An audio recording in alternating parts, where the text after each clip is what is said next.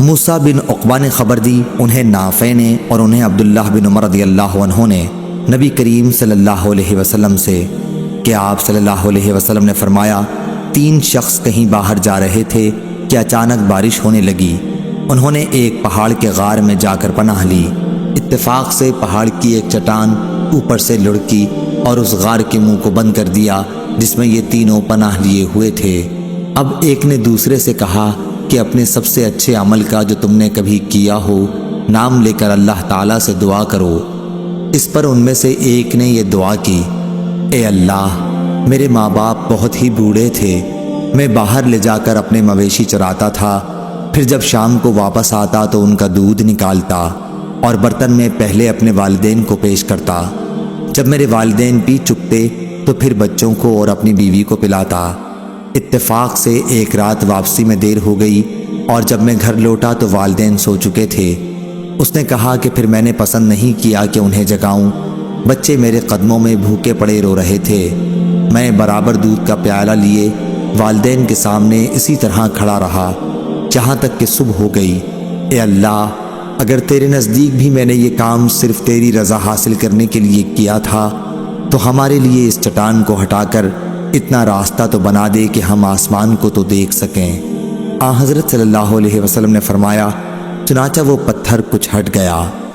دوسرے شخص نے دعا کی، اے اللہ، تو خوب جانتا ہے کہ مجھے اپنے چچا کی ایک لڑکی سے اتنی زیادہ محبت تھی جتنی ایک مرد کو کسی عورت سے ہو سکتی ہے۔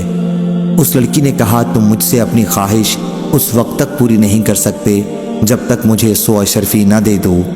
میں نے ان کے حاصل کرنے کی کوشش کی اور آخر اتنی اشرفی جمع کر لی۔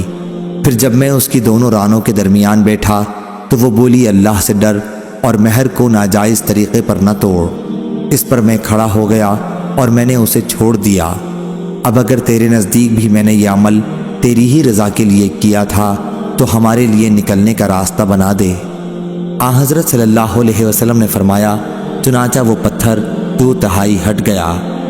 تیسرے شخص نے دعا کی، اے اللہ، تو جانتا ہے کہ میں نے ایک مزدور سے 1 فرق جوار پر کام کرایا تھا۔ جب میں نے اس کی مزدوری اسے دے دی تو اس نے لینے سے انکار کر دیا۔ میں نے اس جوار کو لے کر بو دیا۔ کھیتی جب کٹی تو اس میں اتنی جوار پیدا ہوئی کہ اس میں سے میں نے 1 بیل اور 1 چرواہا خرید لیا۔ کچھ عرصے بعد پھر اس نے آ کر مزدوری مانگی کہ خدا کے بندے، مجھے میرا حق دے دے۔ میں نے کہا کہ اس بیل اور اس کے چرواہے کے پاس جاؤ کہ یہ تمہارے ہی ملک ہیں۔ اس نے کہا کہ مجھ سے مذاق کرتے ہو۔ میں نے کہا، میں مذاق نہیں کرتا، واقعی یہ تمہارے ہی ہیں۔ تو اے اللہ، اگر تیرے نزدیک یہ کام میں نے صرف تیری رضا حاصل کرنے کے لیے کیا تھا تو یہاں ہمارے لیے اس چٹان کو ہٹا کر راستہ بنا دے۔ چنانچہ وہ غار پورا کھل گیا اور وہ تینوں شخص باہر آ گئے۔